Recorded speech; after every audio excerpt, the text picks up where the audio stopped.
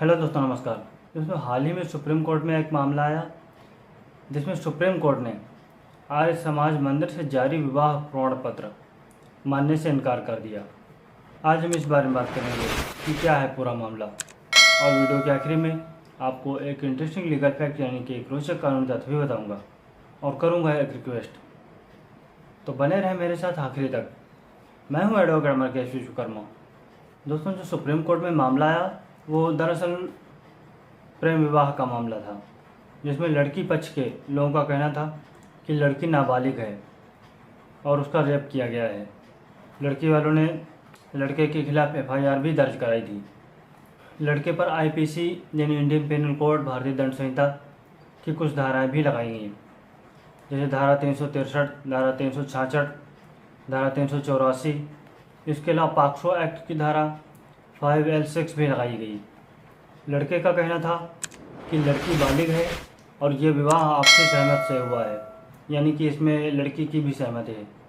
उसने उसको ना ही भगाया है ना रेप किया है, और लड़के ने यह भी बताया कि उसकी शादी आर्य समाज मंदिर में हुई। लड़के ने वहाँ से जारी विवाह प्रमाण पत्र भी दिखाया, जिसके बाद सुप्रीम कोर्ट ने आर्य समाज मंदिर से जारी विवाह प्रमाण पत्र देखते हुए कहा कि आर्य समाज मंदिर का विवाह प्रमाण पत्र मान्य नहीं है, क्योंकि आर्य समाज मंदिर का काम विवाह प्रमाण पत्र जारी करना नहीं है।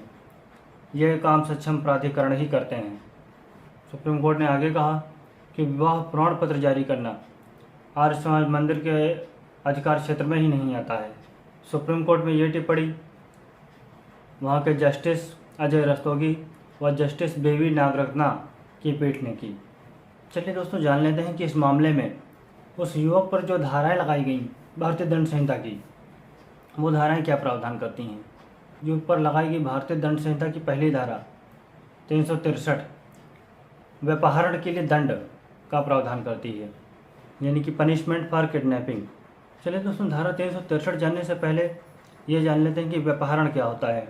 व्यपहरण को भारतीय दंड संहिता की धारा है, धारा 359, 360 और 361 में परिभाषित किया गया है।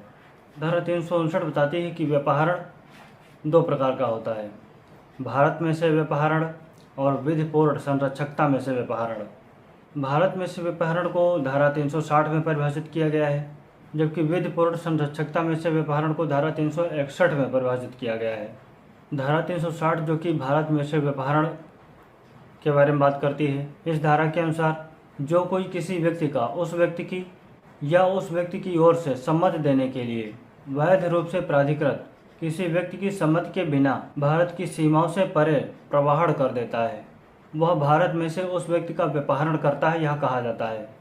यानी कि धारा 360 के अनुसार अगर कोई व्यक्ति किसी व्यक्ति की सम्मति के बिना या उस व्यक्ति की ओर से जो कोई अन्य सहमत देने के लिए अधिकृत है, उसकी सम्मति के बिना किसी व्यक्ति को भारत से बाहर ले जाता है, वो व्यपहरण करता है, ऐसा कहा जाता है। धारा 361 जो कि विधिपूर्ण संरक्षकता में से व्यपहरण के बारे में प्रावधान करती है, इसके अनुसार जो कोई किसी अप्राप्त वय को, यदि वह नर हो तो 16 से कम आयु वाले को, या यदि वह नारी हो तो 18 वर्ष से कम आयु वाली को, या किसी विकृत चित्त व्यक्ति को ऐसे अप्राप्त वय या विकृत चित्त व्यक्ति के विधिपूर्ण संरक्षक को संरक्षकता में से ऐसे संरक्षक की सम्मति के बिना ले जाता है या बहका ले जाता है, वह ऐसे अप्राप्त वय का या ऐसे व्यक्ति का विधिपूर्ण संरक्षकता में से व्यपहरण करता है,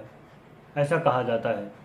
यानी कि धारा 361 के अनुसार अगर कोई किसी पुरुष को जिसकी उम्र 16 वर्ष से कम है, या किसी स्त्री को जिसकी उम्र 18 वर्ष से कम है, या किसी विकृत चित्त व्यक्ति को, यानी कि मेंटली मानसिक रूप से कमज़ोर या बीमार व्यक्ति को, इन सबके गार्जियन, यानी कि इन सबके जो गार्जियन हैं जिनके संरक्षण में रह रहे हैं, पल रहे हैं, ऐसे संरक्षक की सहमति के बिना चुपके से कोई बहला फुसला कर कहीं लेकर जाता है, तो वो विधिपूर्ण संरक्षकता में से व्यपहरण करता है, ऐसा कहा जाता है। धारा 361 में विधिपूर्ण संरक्षक के लिए स्पष्टीकरण भी दिया गया है, जिसके अनुसार इस धारा में विधिपूर्ण संरक्षक शब्दों के अंतर्गत ऐसा व्यक्ति आता है जिस पर ऐसे अप्राप्त वय या अन्य व्यक्ति की देखरेख या अभिरक्षा का भार विधिपूर्वक न्यस्त किया गया है। यानी कि विधिपूर्वक संरक्षक वही होगा जो कि लीगली तौर पर मान्य है, जो कानूनी रूप से मान्य है। इसके अंतर्गत अपवाद भी बताया गया है। अपवाद के अंतर्गत कहा गया है कि इस धारा का विस्तार किसी ऐसे व्यक्ति के कार्य पर नहीं है या जिसे सद्भावपूर्वक यह विश्वास है कि वह ऐसे शिशु की विधिपूर्ण अभिरक्षा का हकदार है, जब तक कि ऐसा कार्य दुराचारिक या विधि विरुद्ध प्रयोजन के लिए ना किया जाए। चलिए दोस्तों, आप जानते हैं धारा 363 जो कि उस मामले में उस युवक पर लगाई गई है। धारा 363 व्यपहरण के लिए दंड के बारे में प्रावधान करती है। इसके अनुसार जो कोई भारत में से या विधिपूर्ण संरक्षकता में से किसी व्यक्ति का व्यपहरण करेगा, वह दोनों में से किसी भांति के कारावास से, जिसकी अवधि 7 वर्ष तक की हो सकेगी, या जुर्माने से, या दोनों से दंडित किया जाएगा। चलिए दोस्तों, अब हम बात करते हैं भारतीय दंड संहिता की जो अगली धारा योग पर लगाई गई धारा 366 उसके बारे में। धारा 366 के अनुसार विवाह आदि के करने को विवश करने के लिए किसी स्त्री को व्यापाहरत करना, अपहरत करना या उत्प्रेरित करना, इस बारे में प्रावधान करती है। दोस्तों, धारा 366 में अगर विवाह करने के लिए किसी स्त्री को विवश किया गया, मजबूर किया गया है या उसे व्यापाहरत किया गया है और उत्प्रेरित किया गया है, तो ऐसे व्यक्ति के लिए 10 वर्ष तक के कारावास का प्रावधान किया गया है और साथ में जुर्माने का भी प्रावधान किया गया है। जो अगली धारा है वह धारा 384 जो कि उद्यापन के लिए दंड के बारे में प्रावधान करती है, यानी कि पनिशमेंट फॉर एक्सटॉर्शन। दोस्तों, उद्यापन की परिभाषा धारा 383 में दी गई है। धारा 383 के अनुसार जो कोई किसी व्यक्ति को स्वयं, उस व्यक्ति को या किसी अन्य व्यक्ति को कोई क्षति करने के भय में शासन डालता है और तद्वारा इस प्रकार भय में डाले गए व्यक्ति को कोई संपत्ति या मूल्यवान प्रतिभूति या हस्ताक्षरित या मुद्रांकित कोई चीज़ जिसे मूल्यवान प्रतिभूति में परिवर्तित किया जा सके, किसी व्यक्ति को परिदत्त करने के लिए बेईमानी से उत्प्रेरित करता है और उद्यापन करता है। यानी कि उद्यापन को अगर हम सरल भाषा में कहें तो इसका अर्थ होता है धमकी। यानी कि अगर कोई व्यक्ति किसी को धमकी देता है, डराता है, और डराता इसलिए है कि उसे कोई फला चीज़ चाहिए गैर कानूनी तरीके से, तो वो उद्यापन करता है, ऐसा कहा जाता है।